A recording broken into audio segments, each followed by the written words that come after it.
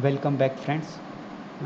So before we continue with the React.js concepts, I would like to go through some of the ES6 concepts that will be helpful for you when you will be working with the React.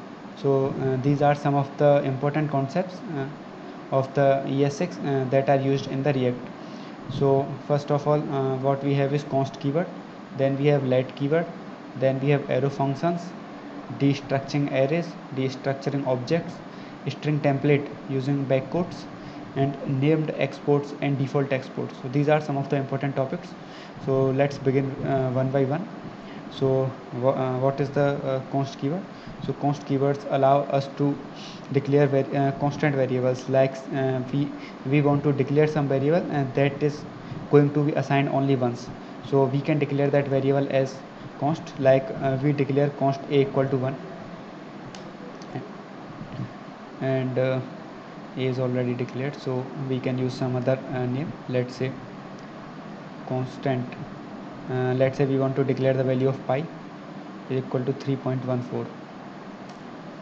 So we can print the value of pi.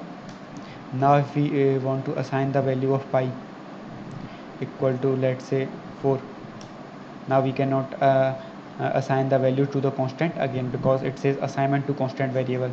So assignment to the constant variable is not allowed in the ES6. And what we can do is we can also create const objects, like const obj equal to, or for clarity, let's say const person equal to an object, and let's say we are giving a key name colon, let's say Manish, and age colon, let's say 22. So we have an object, person object. Now what we can do is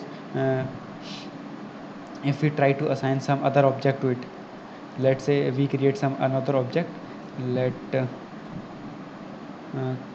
let person, let's say animal equal to name colon lion. So we have two different objects, one is person and one is animal. Now if we try to assign the object animal to person, we see that we are having the same error, assignment to constant variable is not allowed, the error that we were having in the case of pi. So we cannot assign, once a variable is declared as constant, we cannot assign it value again. But what we can do is, like we have the person object here, that is this name and age. So we can do something like this: person dot name equal to, let's say, abc. And now if we print the person object, so we can see that person object is changed to name abc and age 22.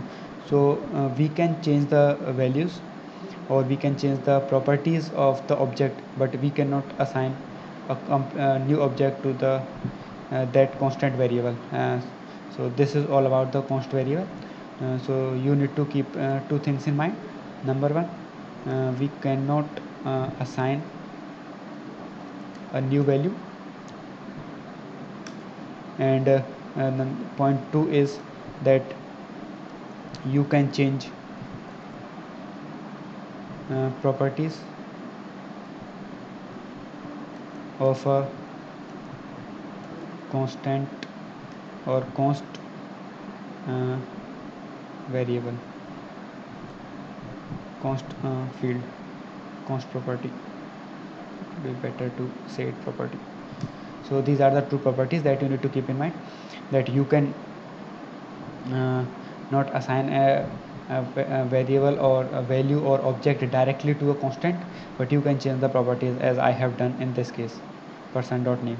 If I want to change the age, then what I can do is person dot age equal to 20, let's say. Now if I print the person object, so what you can see is that the name is changed to abc and age is changed to 20. So this was one of the important point that need to be kept in mind. Now the point number 2 is let keyword. So we can declare a variable as let x equal to 5, and we can so we can print the x equal to 5, and now we can assign a value x equal to 10. So now if we print the value, so we can see that x is 10. So if, when we want to declare variables whose value is assigned or reassigned in during the scope or during the process of our code, in that case we can declare it using the let keyword. And the third, and also if we can declare objects as using let obj equal to uh, let's say key1 colon value 1.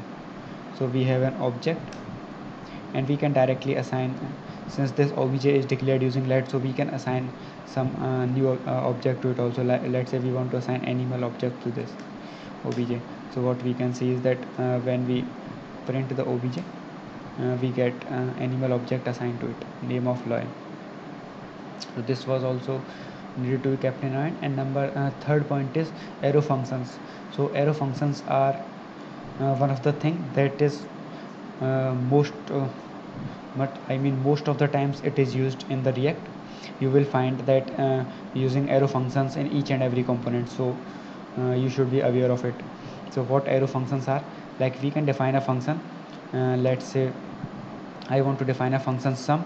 So what we can do is we can assign a value sum equal to, sum is an arrow function, so and this, and let's say we wanted to return value, or we can define our own function the way, let's say we are passing two values a and b, and let's say we want to uh, sum the values, let's c equal to a plus b, and then we are going to return c.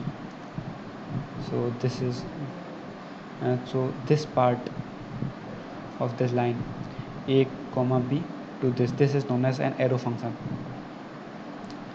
So we get an arrow function. Now when we pass to sum 2 comma 3, so you can see we got 5.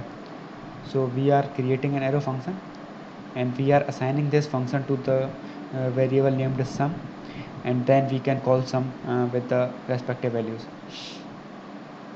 So this is a short syntax of the function. However, you can also declare a function using the function keyword, but this is the short syntax that we use in ES6, I mean new syntax also.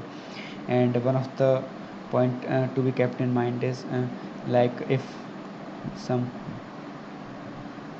if and there is only like one parameter that we are passing to a function, so we can simply write it as, let's say, square. Let's say we are writing some function, let's say square, and square equal to, so we are passing only one value as a, equal to arrow, and then we return a into a. So we are basically returning the square. So what we can do is we can shorten this function. So this is let me show you first. This is perfectly working. If we write 4, so it is returning the square as 16. So however, we can also shorten the syntax to write like we can write square square equal to simply you can write a without any braces, and you can give this arrow, and you can write return a cross a. So this is also going to work in the same way. Square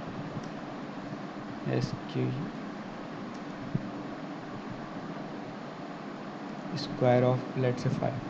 So you can see it is giving 25. And further we can shorten this syntax.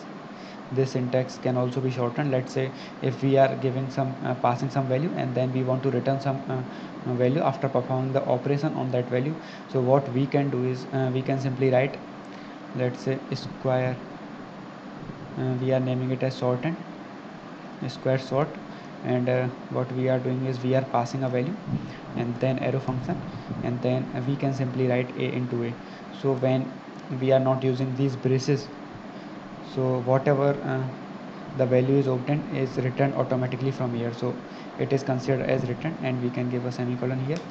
So this is also a very short syntax for writing a function. That's why we use arrow functions in ES6. So we can write a squared sort, and we can also calculate the square, let's say 10. So you can see we have got the value 100. So you need to be aware of this arrow function syntax, because we will be using it a lot in the react.js projects, or the series we are going to continue with. And the another point to be kept in mind is destructuring arrays. So what does it mean is that you can destructure an array. So what it means is, let's say we have an array of, let's say, gender. So we have a gender equal to male comma female. Let's say we have an array named gender. Let gender equal to name and male and female. So what we can see is we can print this. So we have two elements in gender, male and female. Let's say we want to assign these values, or instead we can what we can do is let gender equal to, let's say in some organization we have 10 males and 20 females. Okay, so first count is for male and second count is for female. So we want to assign it to the two variables, male and female. So what we can do is let male comma female equal to gender, and we can print male and we can print female. So you can see that basically what we are doing is we are picking the element this from the and gender array, and we are assigning it to male, and we are picking this value from the gender array, and we are providing it to this. So this is known as the array destructuring, and we will be using it a lot in the React series. And another thing is another point is point number 5, destructuring objects or object destructuring. So object destructuring is also similar to the array destructuring syntax. Basically what we do in object destructuring is let's say we have an object person that we already created. So person is there, name is ABC, and age is 20. Now what we want is we want to extract these values in the variable name and age. So what we can do is we can give const, and then we can use the curly braces and name and age equal to, and we can give the object person. So what we are basically doing is destructure name and age from this object, person's object. So hit enter. Okay, some error, identify name is already declared. Okay, so let's use names, or let's say age as if it is also already declared, so that it doesn't give error. So we are going to assign ABC to name and ages to 20 to ages from the object person. Okay, names has already been declared, name is also already declared. Let me use it n comma a simply because it is declared. So we will be assigning the values. Oh my god, a is also already declared. Let's use some different name, let's say a1 n1 a1. So we got n1 as, okay, we didn't get the value. Yeah, what we have to do is we have to give the same names that we have in the object. So what we have is we have an object named person, and if we want to destructure this object, so we have to use the same keys as that are in the this object, age and name. So let me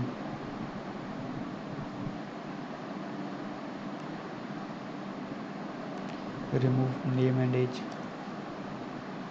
from this clear console history. Okay, let's use a new console. since we are having problems here. So we have an object named person, and we have two keys here, name and its value is Manish, and we have another property, let's say age, and its value is, let's say, 22.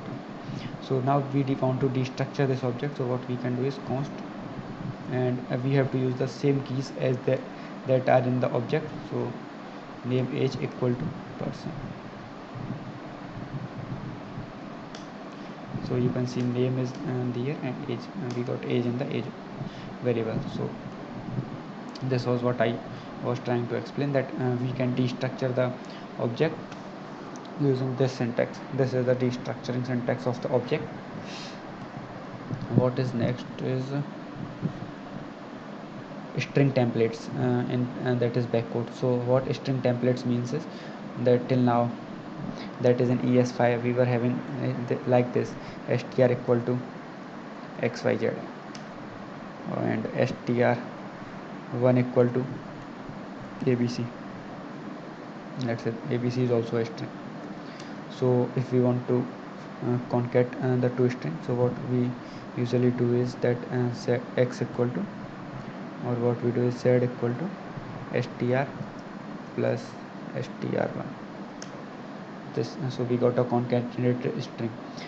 So what but in ES6 what we can use is we can use backquotes, and we can use a dollar sign, let's say this, and we can use str here, and we can use let's say we want to use some slash in between, or whatever string you want to use in between you can use, and then a dollar, and then curly braces, and then you can pass the string str, and we get z equal to xy z abc.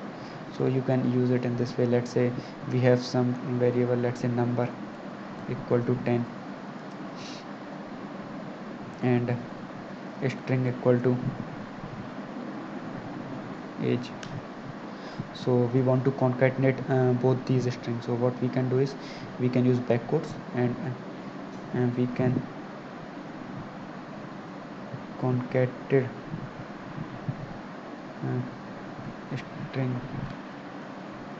string equal to, so what we can write is we can use backquotes, and then we can use a dollar sign, and we can provide here, let's say, as the string that we have. And what we can do is, let's say we want to give a column, and then what we can do is we can again use the same syntax, and we can pass in the num here. So we can see that we get the concatenated string as age colon 10. So this is how we use the backquotes, or it is also known as string templates. And there are named exports and default exports. So I am going to give you a basic idea of what these are, and we will see this when we will be working with the React projects. So what this means is default, like if we have a variable, let's say const a equal to 10, and we write a default const a equal to 10 is declared already, const number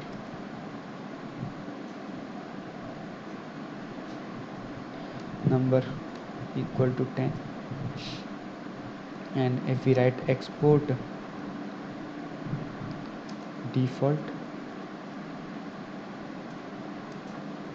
number, if we are going to export this number in this way, it is giving as that is error here, but we can do this in the React.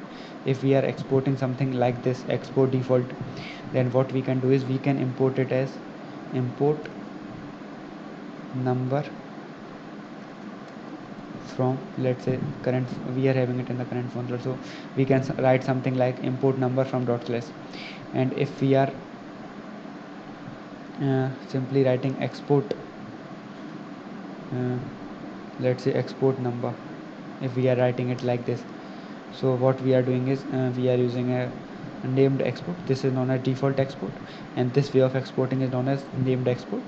So what we need to do is for importing this in some other file, what we have to write is we need to use curly braces and then number, and from, let's say we are having some file in the current folder, so we can use it something like this: import number from dot slash.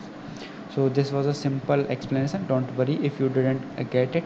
I will be explaining all these syntaxes and all these concepts when we will be going through the React series. So if you didn't get it, then it's not a problem.